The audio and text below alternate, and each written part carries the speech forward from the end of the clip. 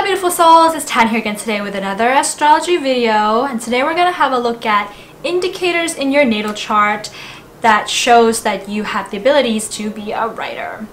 So the kind of writing that we're talking about in this video is more of like novel or fiction writing, poetry, or anything that kind of more of is less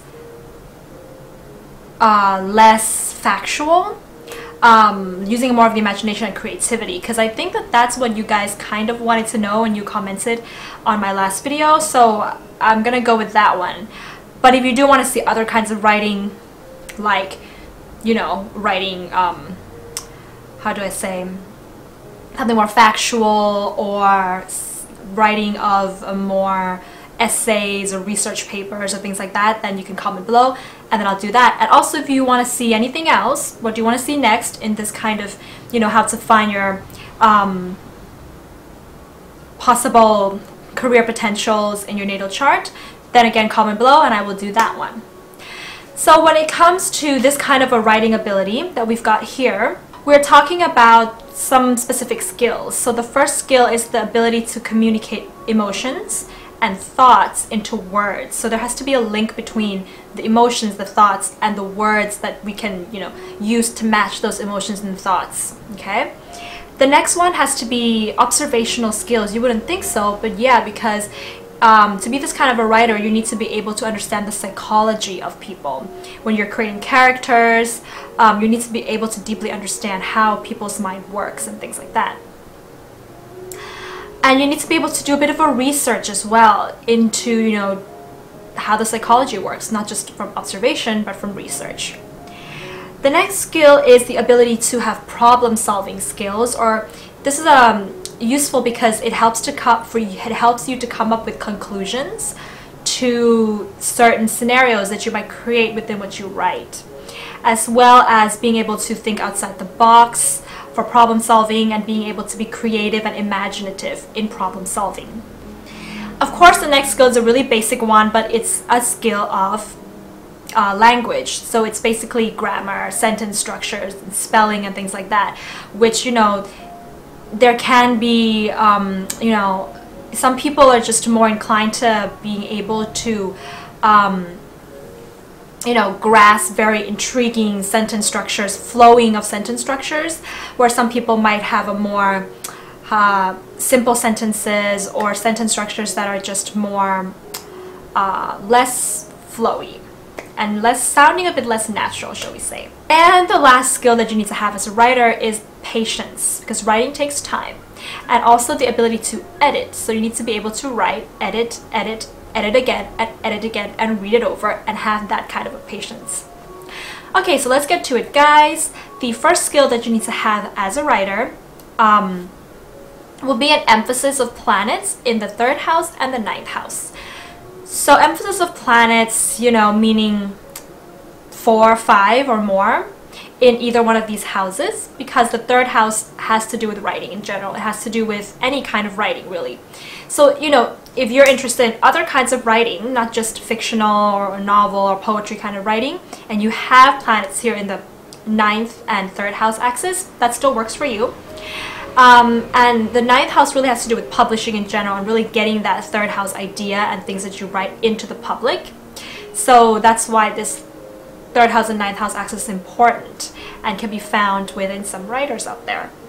The next aspect that we're looking for, number 2, is a moon conjunct, square, opposite, quintile or biquintile, or even a trine or a sextile, but that's going to be felt with a bit of a laziness even, but it's still there, to Mercury. Okay, so basically moon aspect to Mercury, because this really allows the person to have either with the challenging aspects a lot of energy, but tense energy, into translating their emotions into words. With the flowing aspects, this is an ease of translating emotions into words and into language, but of course it can be lazy, so the person might not do anything much with it. But if you know that you have it, now you know you have writing skills, so you might as well put that to good use. The third indicator of writing ability that you should be a writer is if you have a moon in the 3rd house or a Mercury in the 4th house. So the third house, this is the same idea. The third house is the house of communication and writing, and the moon is the emotion. So you're putting the emotions into a place where it needs to express itself. It needs to journal. This is a very good place for journaling, for writing of any kind. And the opposite, you know, when you have Mercury, the planet of communication and writing, in the house of the moon, this is the fourth house. So Mercury, you know, the mind is very inclined to want to communicate or translate or write things of the emotions. Okay. The fourth indicator that you should be a writer is if you have Mercury in the 12th house or Mercury in the 9th house. Now, Mercury in the 12th house allows somebody to be in isolation, first of all, and love it. So their mind really flourishes when they're alone in an isolated room, isolated place. And when you really think about writing, you're not going to be really writing with a group of people and discussing while you're writing a novel. You could be, but most of the time writing is done in isolation.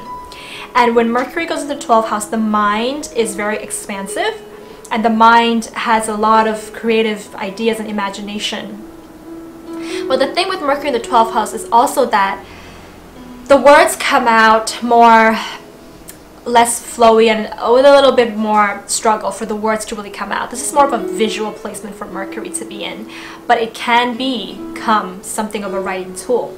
And Mercury in the 9th house really puts the intellect with, you know, really combines the lower mind with the higher mind. So this person is very intelligent in general, so they can really just think up anything. They're very expansive in the way they think, and when, you know, that happens, then they can really have out of the box ideas, or they can write in a way that really enlightens people. You know, I think of Paulo Coelho. I'm not sure if he has this, but I really do feel, you know, with that Sagittarius energy of the 9th house, this really allows someone to be, you know, they can write novels, but they have a philosophical approach to it, and people can really learn a lot from your writing. And the 9th house also rules publishing, so we have that. The next aspect is when you have Jupiter in the 12th house or Jupiter in the 9th house again. So Jupiter in the 12th house also makes someone really love to be in isolation and to be alone. And what you do with that time, a lot of people write during that time. But this is also, you know, again, we're expanding the mind to very creative, imaginative, infinite realms. And when you do that, if you're using your gift right, you can write with it. Jupiter in the 9th house ruling publishing really gives you a gift or a lucky, a luck and a fortunate endeavor when it really comes to getting something published. The sixth indicator that you should be a writer is if you have an emphasis of planets. So we're talking about personal planets. In this personal planets, so sun, moon, Mercury, Venus, Mars, Jupiter. And the more you have, the more this is going to be emphasized, but you need to have at least 4 of these planets within the sign of either Gemini, Pisces, Cancer, or Virgo. Gemini being the sign of communication, so the more of these planets you have in it, the more you're going to be inclined to want to communicate your ideas and things. Pisces and Cancer is very creative, very imaginative, very emotional, so they really are coming from a writing from more of a place of emotions and fantasy, and, you know, getting very deep into the psychology of their characters. Virgo is really good with research, so they can really, you know,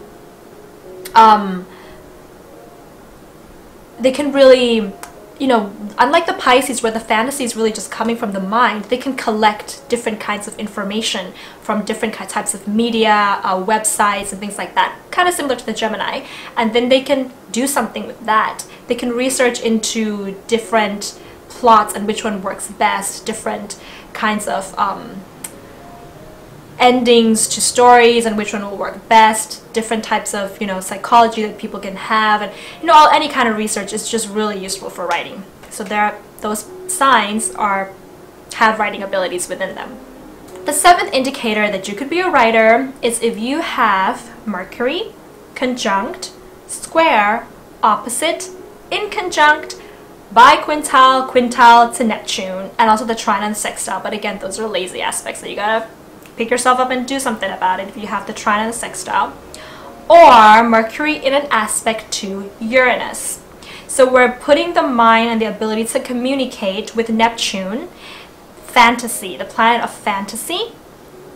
This is really great for poetry as well because the words can come out in a very romantic, beautiful way. Mercury with Uranus adds creative, out-of-the-box solutions and thinking, which is very useful when you are creating stories. The 8th indicator that you could be a writer is if you have a grand trine, which looks like a blue triangle, in the air signs. So this one, if you just have this one alone, it doesn't really mean that, because it could also mean that you're a very sociable person, very people-pleasing, and you like to go out and talk, but you don't like to write. But if you have it coupled with some of the other aspects, then this can show a flow of that ability to work with your mind, work with languages, work with words, and then which translates into something of a bit of a writer there. Very intelligent, very conscious, awakening type of an energy there.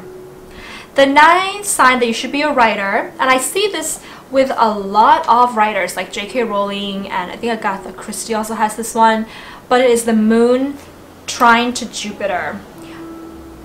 This one, I say this because I saw it within these writers' charts, so I'm not sure if it works the same way with the square or the opposition. But I don't think so. I think it's more of the trine and the sextile from moon to Jupiter, because this is going to make someone, first of all, be very optimistic. And you have to be optimistic when you're trying to get something published, because a lot of the times, like J.K. Rowling, she gets rejected so many times, but she keeps doing it. So you have to be a bit of having a faith and a belief that you know, it can work out for you. But this also really just kind of, Jupiter just expands whatever it touches, and the moon is the unconscious mind. So Jupiter is going to expand your unconscious mind, which means that it's going to expand your creativity, your imagination. You know, Cancer is very imaginative, so it's going to expand all of that. And you know, J.K. Rowling, she creates a whole new world of wizards and witches and a whole new school of witchcraft and wizardry. I mean, it's another world that she created there. So this is a really, really great indicator that you should be a writer.